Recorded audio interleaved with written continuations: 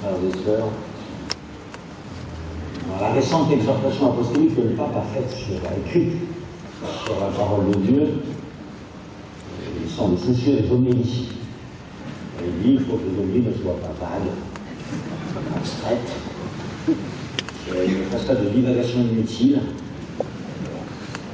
qu'elles n'occultent pas la simplicité de la parole de Dieu. Et ils ont dit surtout le but, bien sûr. Les déterminations ne sont pas seulement négatives. Elles ont pour but de montrer le Christ. Aujourd'hui, j'ai de la chance, ce n'est pas difficile. C'est justement ce que fait Jean-Baptiste. Jean-Baptiste, qui, dans la mémoire de l'Église depuis 20 siècles, se résume à un index, en fait.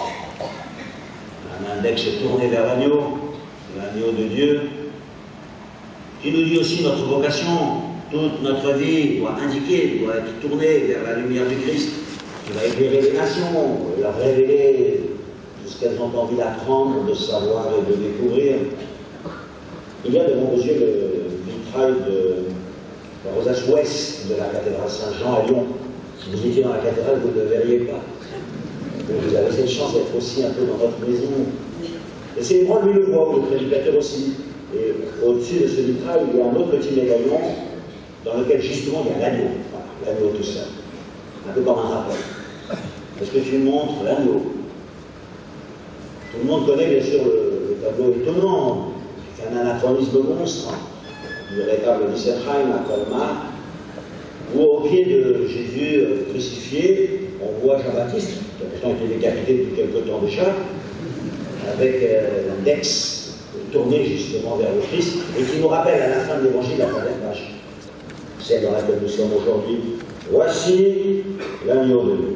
Voici l'agneau de Dieu. Et ce qui est frappant, justement, c'est dans le mot aussi, il y a le verbe voir, et voir et regarder, je le vois 5-6 fois dans l'évangile d'aujourd'hui. On a quelques versets à peine, mais quelle importance. Et donc, évidemment, parlera correctement du Christ, ou le montrera correctement, celui qui le voit. Qui voit le Christ.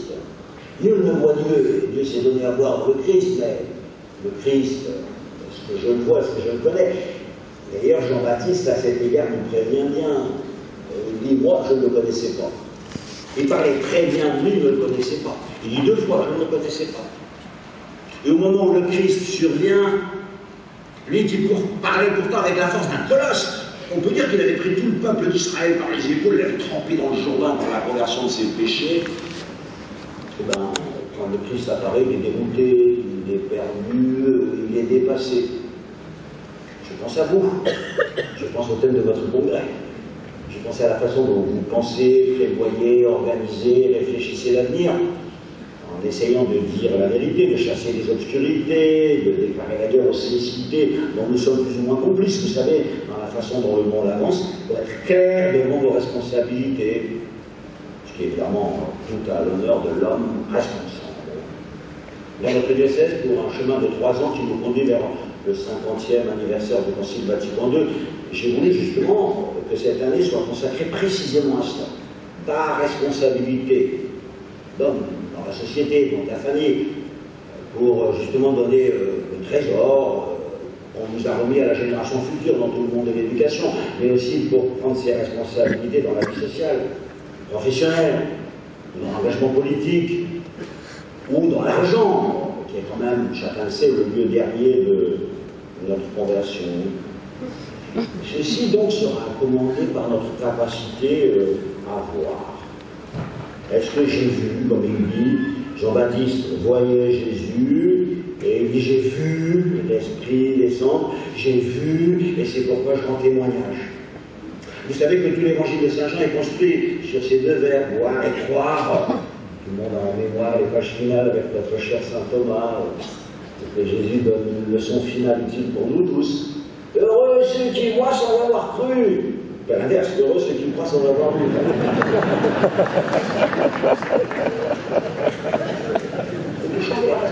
Au début de ces chapitres, on nous dit que de Jean, il vit et il crut.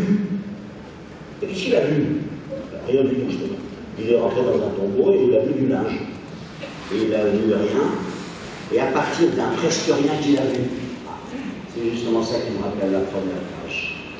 Le Baptiste, au début, qui porte le même nom que lui, et Jean à la fin, ils voient, mais ils reconnaissent qu'ils ne comprennent rien, ou qu'ils ne connaissent pas, ou qu'ils sont totalement dépassés par ce dont ils parlent.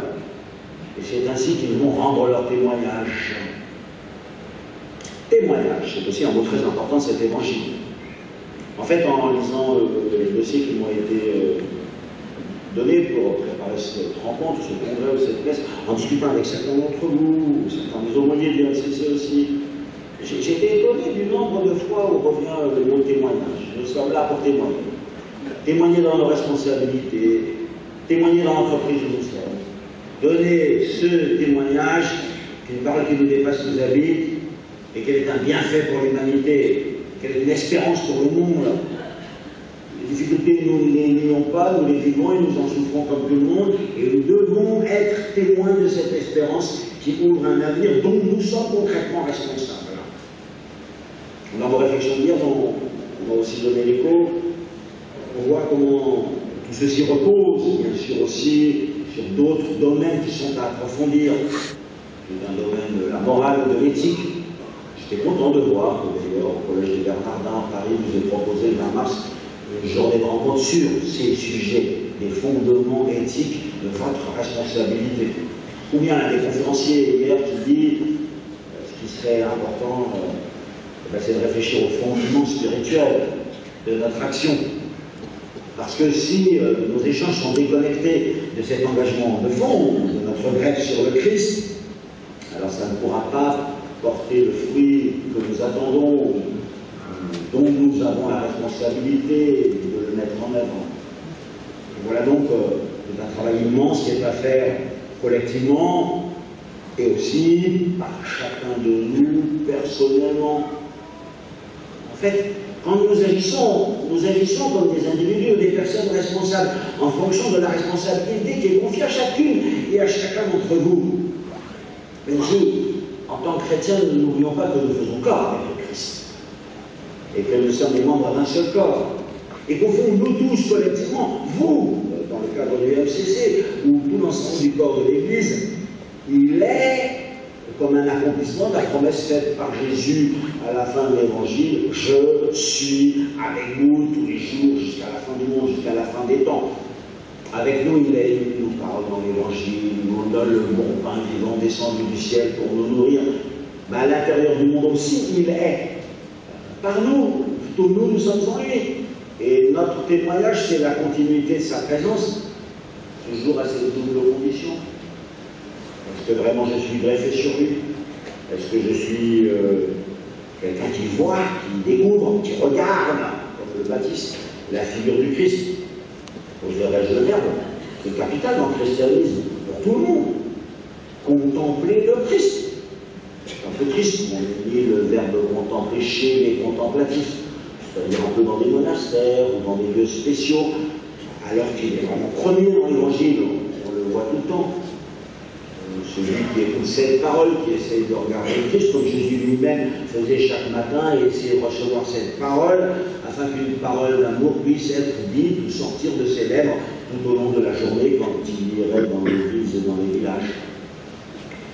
Au fond, la condition de votre témoignage, avec la richesse des échanges que vous vivez maintenant, est aussi la solidité de ces fondements, justement, dans l'enseignement moral ou éthique, qui nous est donné dans la parole de Dieu à partir de cette parole de vie, qu'on appelle peut-être à tort des commandements, mais qui sont au contraire des conditions d'une vie saine, d'une vie sociale, d'une vie de paix, comme ils nous sont donnés au peuple juif et à nous-mêmes dans les premières pages de la Bible, et prolongées dans la méditation de Jésus, dans les béatitudes où il nous décrit ce qu'est le visage de l'homme, et puis tout le travail spirituel à faire intérieurement.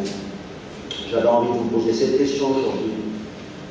Êtes-vous conscient, à travers ces deux mots majeurs de l'évangile d'aujourd'hui, voir et témoigner que la qualité de votre témoignage dépend de votre contemplation, de votre fréquentation de la parole de Dieu, de votre amitié personnelle, de votre attachement personnel au Christ lui-même, qui est le sauveur du monde et de tous les temps, bien sûr, et qui a besoin de vous dans la société contemporaine pour dire les mots que vous voyez qu'il faut dire, parce que c'est vous qui connaissez le milieu dans lequel vous êtes. aussi vivant lui-même au cœur de son Église, il souffle à votre esprit, ou à vos lèvres, les mots qui doivent être dits. Alors, le chemin de sa grâce sera aussi une lumière pour les autres. Ceci ne suffirait pas. Non seulement nous devons être contemplatifs, mais aussi les gens, dans notre témoignage, doivent comprendre que nous sommes trop petits pour la grâce qui nous est faite, trop petits pour notre mission, et que comme le baptiste, nous ne comprenons pas ce que nous disons. Alors, aux chrétiens, qui donneraient l'impression qu'il sait ce dont il parle, qu'il connaît, qu'il maîtrise son sujet. Et béni soit celui qui, quand il donne son témoignage de feu, de tout son cœur, bien sûr, comme Jean-Baptiste l'a fait, un maître de feu s'il en est, en même temps montre qu'il est totalement dépassé par celui dont il parle, alors peut-être il aura quelque chance de toucher le cœur. J'ai commencé par l'exhortation apostolique Verbum Domini de Benoît XVI, je terminerai par elle. Dans sa deuxième partie, c'est-à-dire la place de la parole de Dieu dans la vie de l'Église, il y a un paragraphe pour tout le monde, je trouve ça très bien. Un paragraphe pour nous, les évêques. Bien sûr que la parole de Dieu a toute sa place dans notre ministère. Un paragraphe aussi pour nous tous les prêtres. Est-elle au centre de notre ministère, de notre engagement, de notre vie? Et aussi, bien sûr, un paragraphe magnifique et très concret d'ailleurs sur les familles. Où est-elle la Bible dans une maison? Est-elle ouverte? Est-elle lue? Est-elle un lieu de rencontre pour les membres d'une famille? Grâce aussi pour les religieux, avec une affection particulière pour les contemplatifs. Mais un beau paragraphe pour vous, voilà, numéro 84, sur les laïcs. Et surtout les laïcs sont engagés dans cette mission. Sur votre tâche, sur votre témoignage. Voici les mots qu'il dit. Cette tâche vient de votre baptême. Elle doit pouvoir se développer à travers une vie chrétienne toujours plus consciente. Capable, c'est des mots que j'ai mis sous votre plume, capable de rendre raison de l'espérance qui vous habite. Ensuite, après avoir cité Saint-Pierre ici, il se fonde sur une phrase du Christ qui est quand même une merveille et qui est vraiment notre plus grande grâce. Il dit, le chant, c'est le monde. Personne n'en doute, c'est là que vous êtes attendu. Le chant, c'est le monde. Mais, la phrase suivante, magnifique, de Jésus, dans Matthieu 13, le bon grain, ce sont les fils du royaume. Cela s'applique particulièrement aux chrétiens laïcs engagés. Le bon grain, ce sont les fils du royaume. Merveilleux. Où sont-ils, les grands? Dans la main du semeur. Et voilà la question par laquelle je vais terminer. Et vous, qui êtes conscient de la responsabilité que vous portez et désireux de l'assumer, est-ce que vous êtes bien comme du bon grain dans la main du semeur pour pouvoir être jeté dans le monde?